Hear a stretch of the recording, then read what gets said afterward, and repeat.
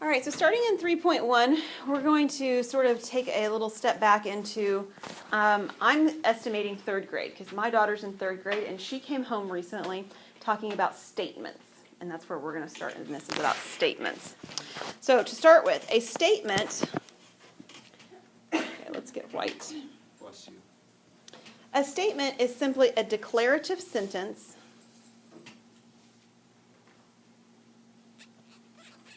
turn up the lights.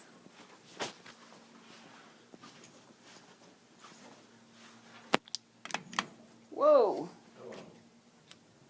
Will that work? Okay. That is either true or false.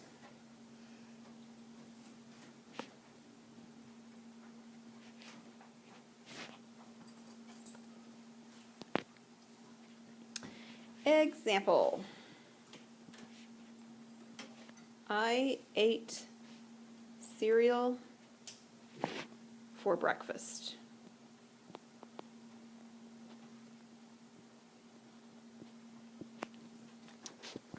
I tend to always use this example, and it's probably about 50-50.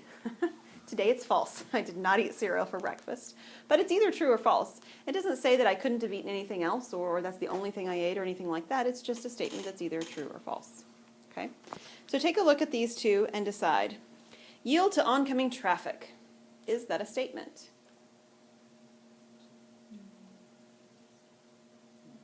No. No, it is not a statement. Do you know what it's called? And sometimes it's called a command. Yeah, command is, my daughter's paper said that when she brought it home. An imperative, something you're telling somebody to do. You're giving somebody directions to do something. Now, could we change this so that it is a statement? Sure, we could say, I yielded to oncoming traffic, right? Or you did it, or they did it, or whatever. But that becomes then a true or false statement. That's not a command any longer. It's a statement. 1 gallon of milk weighs more than 4 pounds. Yes. Okay, so it is a statement. And I actually am not sure if it's true or false, but I know that I saw Tyler with a jug of water in here yesterday, weren't you? Yes. Yes. And so, is it true? Do you know? Is it about 4 pounds or more than 4 pounds? Sure. Probably. I think it probably is. So, No, we- true or false isn't really what we're going for here, right? So I know you said true, but I think what you meant was it's a statement. Okay? So be real careful. We're not assessing whether something is true or false. We're just assessing whether it's a statement. And this one is. It's a statement. Okay? This one's not. Compound statements. Any idea what those are? Two statements. Two statements. Combined. One way you combine them is the word and. Any other things you can think to combine statements? Or. And there's one more common one. Also would be another way of saying and. No. Say that louder. And if then is the third one. So there's 3 different ways that we can combine statements that are actually physically different from one another. So this is, these are formed by combining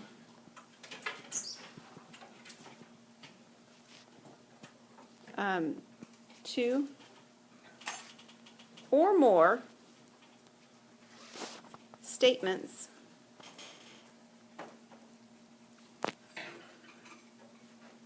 with a connective. And the connectives are exactly what I just asked you guys. There are 3 basic connectives.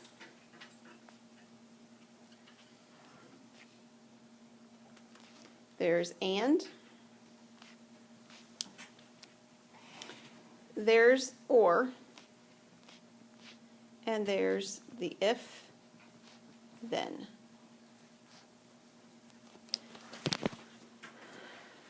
Okay, so now, what is it, Adam? Is that right? Adam mentioned, I think you were the one who mentioned the word also, weren't you? Who said also? Okay. Remind me your name. John. John mentioned the word also. There are other words that we use to combine statements, right? But they all fit into one of these categories. Okay? So if you see another connective, sometimes you have to think which of the 3 it is. But they're all fitting into one of these 3 categories. So let's take a look at these 2 options. We're going to decide if each statement is compound. If Tom is a politician, then Jack is cool. That is a compound statement, right? So this one is compound. Tomorrow is Wednesday, which is actually false, but is it a compound statement? No. So this is not compound. It is a statement, however, right? Yes. All right. All right, so negations. Negations range anywhere from being something that's dreadfully obvious and easy to do to ones that are less so. Okay, and I'll show you what the difference is between them. But a negation actually is the logical opposite of a statement.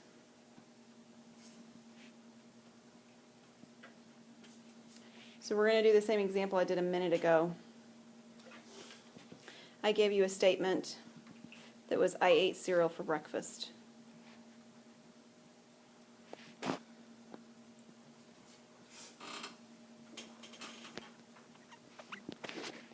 What is the negation of that? What is the logical opposite? Yeah, I did not eat cereal for breakfast. What was that? I did not eat cereal for breakfast. Yeah. So it doesn't say what you did eat, right? It just says the exact opposite of what's said.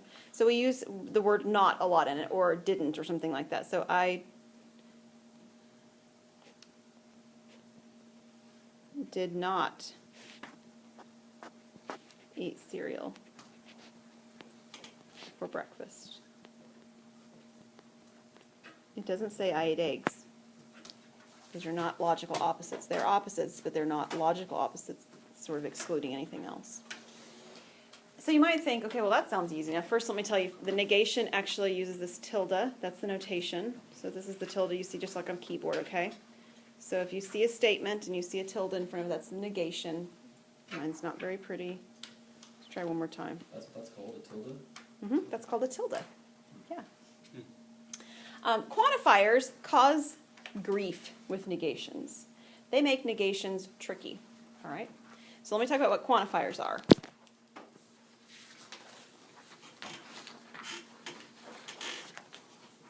There are two types of quantifiers. Okay? The first type is called universal. Universal quantifiers are quantifiers that include words like the following: all, or each, or every, or none. Sometimes you'll see the word no. Not no like no, you can't do that. But let me show you an example. All of you took a test for me last class period, right, when we met in here. All of you did. However, not all of you in this class took the test. That's why you're not getting it back, right? Okay. None of you got a perfect score on the test. There are statements that apply to everybody. Statements that apply to every single thing in the object that you're concerned about. Okay? They're quantifiers. They're universal. They apply to everybody. The opposite of that are existential quantifiers.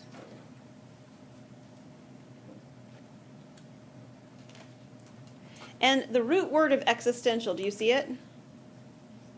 Is exist. Existential quantifiers use words like some, or at least one, or sometimes you actually see the words there exist. These are existential quantifiers. So some of you got an A on the test. Okay? Some of you got a D on the test. They don't apply to everybody, but they apply to some of you. There exists one person who did not take the test. That doesn't apply to everybody. That exists one person. Okay? So those are existential quantifiers. And here's where things get tricky. They get tricky when you try to negate a statement with quantifiers in it. Here's the basic idea. If you have a universal quantifier and you negate it, it becomes an existential quantifier. And if you have an existential quantifier and you negate it, it becomes a universal quantifier. Right? Like positives and negatives in algebra, right? The opposite of a positive is a negative. The opposite of a negative is a positive, and everything has that property except for the number 0. And we don't have any number zeros in this argument. Okay? So, you see one word here that's a quantifier. What word do you see in our example? Sum. We need to change the word sum into a universal quantifier, and we have basically two options. Yes? Okay. We have basically two options. All is one of them. What's the other option? None. And there are ways to change that into the word all at the beginning and the word none at the beginning, and what we change after that would define which one's right or wrong, whether it's right or wrong. However, there is usually one way of writing it that makes sense in English, and the other way that if you said it to somebody, they'd be going, huh? Because it doesn't really make sense in terms of the way we speak our English. Okay? So I want to show you sort of the way that you could do this that would be that. Okay? I'm going to use the word all here. And I want to write the word all. And I want to think about what would happen next to make this the opposite. What is the opposite of some books are longer than this book if I put the word all at the beginning? All books are not. All books are not.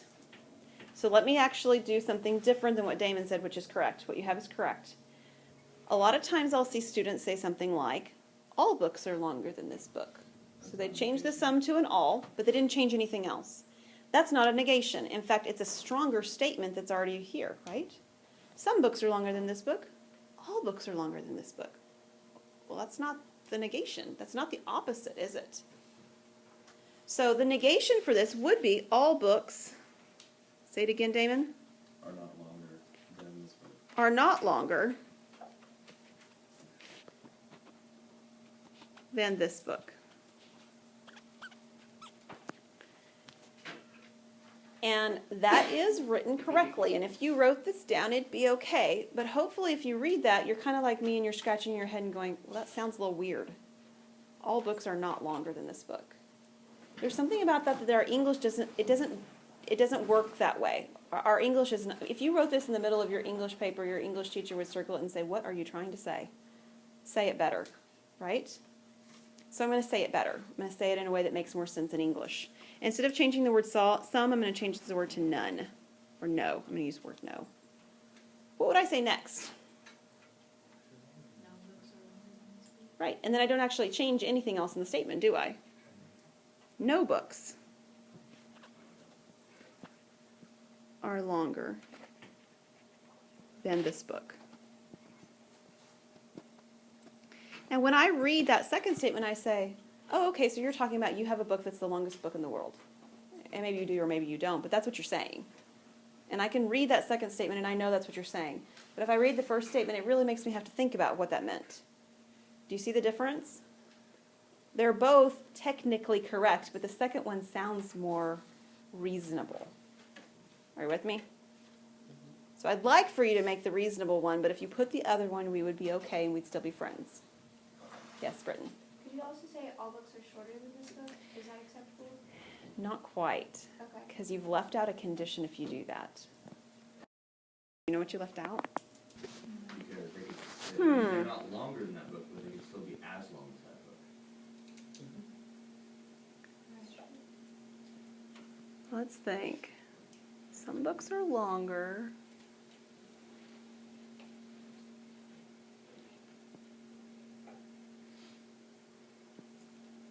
But I think that's still okay. We haven't excluded the condition. So if you said some books are longer, it doesn't, I mean, we don't have the issue of what happens when they're equal. We just need some to be longer versus none to be longer. Then the negative, the negation of it would still be okay if it's equal? Yes, Even if like what she said? I think so. I'd have to write this down because you guys are asking really good questions that nobody asks, which is awesome. Not trying to discourage it, but I have to think about it and actually write it down. Can I get back to you? It's fine. Would that be okay? Okay. But one of the issues that we often have is leaving out a possibility when we start changing words. So we do want to be careful about that. Here's an example with some algebra, okay? So you see here, it says give the negation of the inequality, do not use a slash symbol. So let me tell you what they're telling you not to do first so that you know then you don't do it, is that you actually could do this, just kind of like what we did with our element symbol. We put a slash through it, or you do an equal symbol and you put a slash through it, and this would be the negation. But this is what they don't want you to do. Are you with me? Okay, they don't want you to use a slash symbol. So, and this actually is kind of what I was getting at when I was talking with Britton about this. What would be the opposite of x is greater than or equal to 5?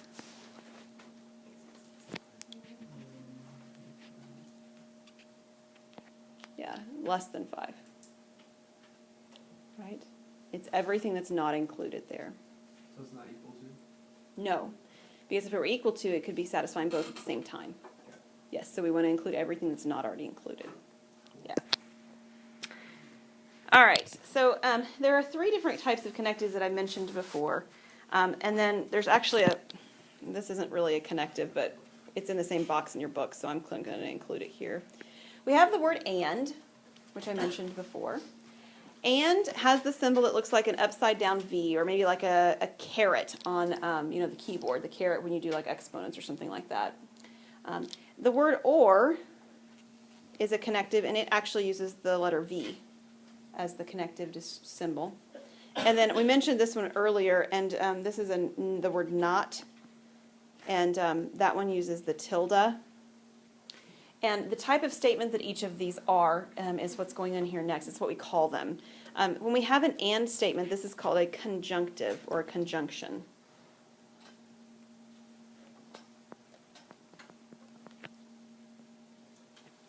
An or is a disjunction.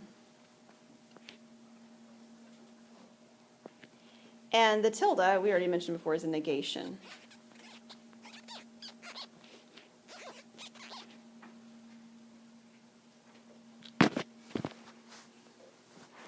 And what we're going to work on in the rest of this section is taking words and turning them into symbols, and taking symbols and turning them back into words. Okay, we're going to do one more thing with some true-false issues at the end, but let's take a look at this one. Now, let me just say, the tildes sort of look like they're hanging out in the air up there. They don't usually look like that. That's just what my keyboard did when I put them in there, okay? They usually just look like they're right beside it, like a negative would be inside, beside a number. All right, so this is telling us P represents the statement she is a teenager, and Q represents the statement he is a lawyer, and we're going to translate these symbols into words. So we're just going left to right, exactly across. So if P is the statement she is a teenager, what is tilde P? She is not a teenager. So we write that down.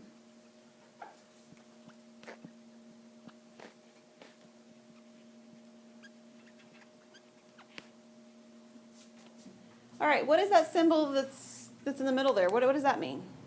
That's and. So we write the word and. And then we've got another symbol that says tilde Q, and Q is supposed to be the statement he is a lawyer. So what is the statement I'm going to write down? He's not a lawyer.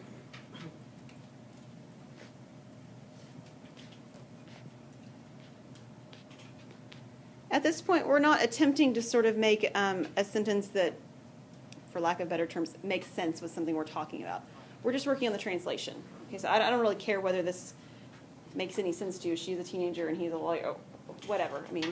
But okay, let's do the next one. Similar language is being used. P is going to be the statement that Leah is a teenager, and Q is the statement that Joe is the lawyer. And we're going to convert the statement that we're given into symbols this time. So we're going the other direction. So the first statement says Leah is not a teenager. So what will I write down?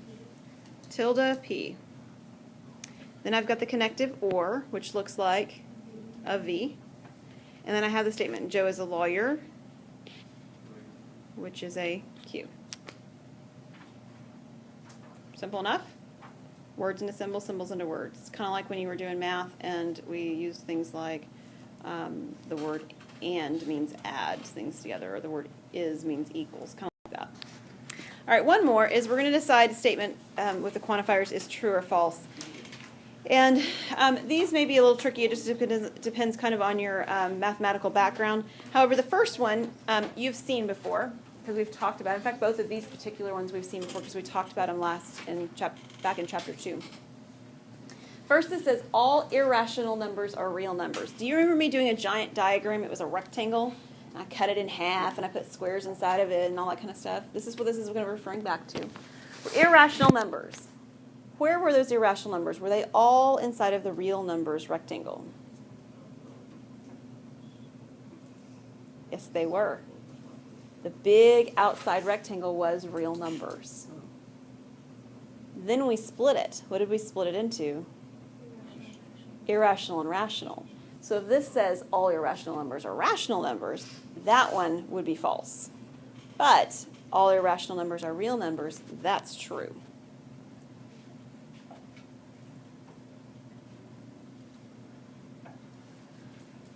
All right, now we've got whole numbers. It says, you can think about what whole numbers are. Each whole number is a positive number. What are whole numbers? 0, 1, 2, 3, 4. Those are whole numbers. So it's a false statement. Why?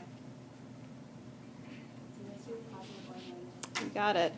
It's false because, and it doesn't ask you to justify it, but I'm going to write it down here because I want to make sure everybody's on the same page here. It's false because 0 is neither positive or negative. It's neither one, right? Okay. It's all good?